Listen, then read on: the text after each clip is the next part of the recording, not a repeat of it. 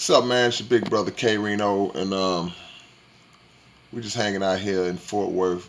Just got to Fort Worth a couple hours ago, and just chilling in the hotel room, getting ready to do the show tonight. Actually, in a little bit, a couple hours or so.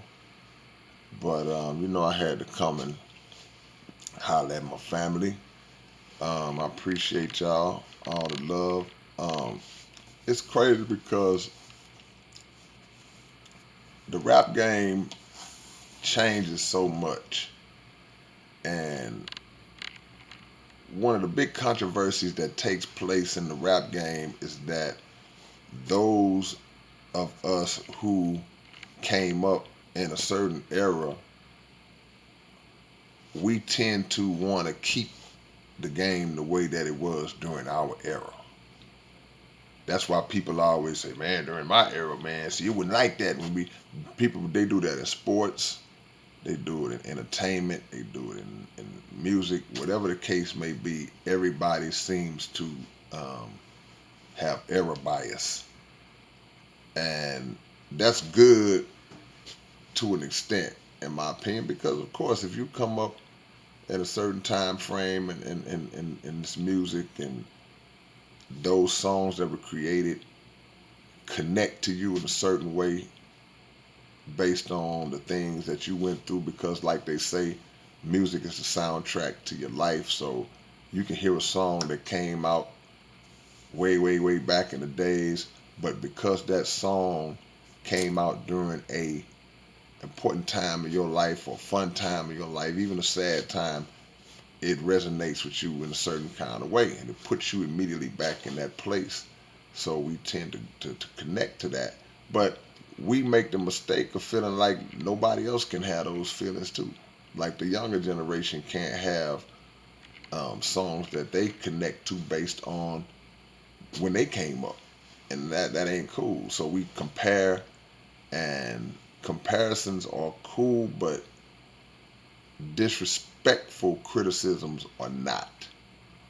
I don't have to like your music, but I can appreciate your musical journey because we all had to go on one. And I can't expect, that's like a parent expecting their child to be exactly like they were. You got to do it exactly like I did it. And the child is like, well, I'm an individual. I got my own life. I got my own dreams. I got my own methods and ways that I want to go about doing this. And we can only guide and instruct from that point. Like, okay, well, you know what, son or daughter, I'm gonna let you take your path, and then you go from there. But we create a lot of division in music because of that, and we got to stop doing it. My city, Houston, has started to really produce a lot of um, popular artists lately, and it's funny because when I say popular, I mean gaining mainstream and commercial success, not necessarily just somebody that popped off in the underground like we did way back in the days, and other artists that came out of Houston did.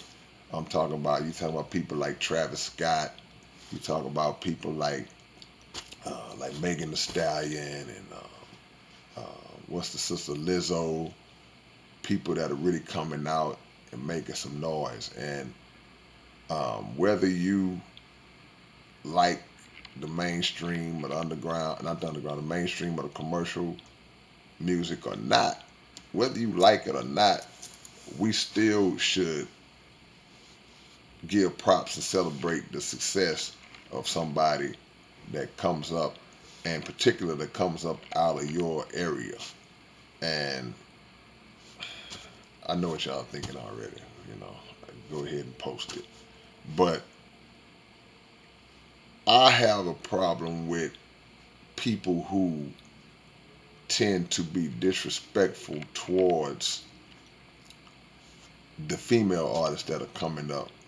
Because one of my biggest complaints just in recent years was that, man, we need some more dope female artists to come out to provide a balance in the industry, because it's a male dominated industry from top to bottom, from the executive aspect all the way down to the artist aspect, all the way down to production, all the way down to the control of the music, whether it be the publishing and things of that nature. It's male dominated. And so when a female artist comes out and she's taking control of her art and being a businesswoman, that's highly commendable. So now you have female rappers who come out of circumstances like strip clubs. Okay, she used to be a stripper.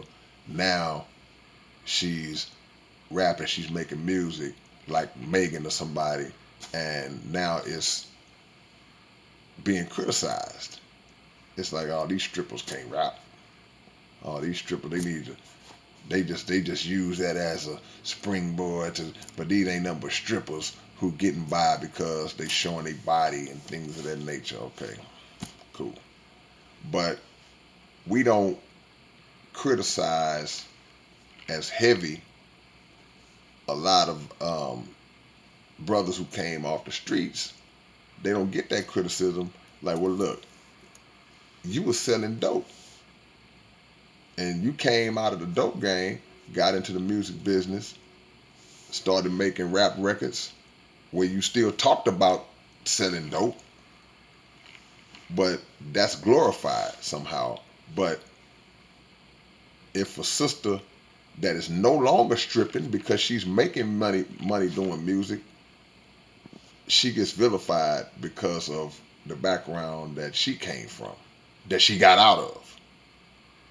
But you participated in an act when you was in the streets that actually was responsible for destroying our community.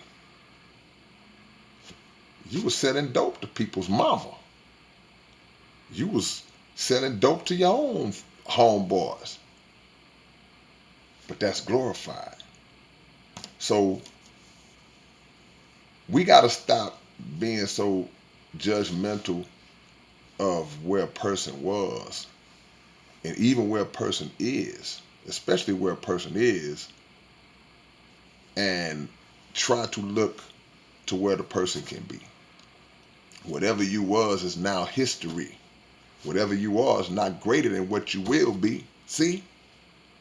And that's the genesis of that thought process, because we always sit on this mountaintop, this invisible mountaintop, and cast down judgments on other individuals' lives as if our lives are so together. All of us tripping with ourselves in some way. All of us are tripping with ourselves in some way. So to hear people criticize a lot of these sisters, like, come on, man. Is it hate or ignorance or combination of the two? We all got a background, man. But for us to truly be successful, our success is based on a collective unity. And even if your music ain't my style, ain't my type of music, I can still appreciate your hustle. I can appreciate your success. And a wise person learns from the successes of others. We'll sit up and marvel at um, Bill Gates and all these different cats who don't care nothing about you, who are trying to um, cull the population and actually destroy the population and members of the population, poor people in particular. And we marvel at their money. We marvel at, you remember when all the rappers used to compare themselves money-wise to Donald Trump? This was before he was president. I got bread like Trump. And, it's like, y'all ain't really feeling like that now. But my point is that we glorify these gangsters. The gangsters, man. These are the people who were responsible, the policymakers. These are the people who implement systems that destroy people, destroy the citizens chemically, psychologically, through false education, through false or faulty religious practices. We glorify them, but if a brother and sister or brother or sister comes up who's imperfect, but they made it from nothing, oh, she ain't nothing but a hoe. She just trying to get some money. She can't really rap, or he ain't this, he ain't that. He just, we got it backwards. Falling right into the hands of the real enemy who's playing us all.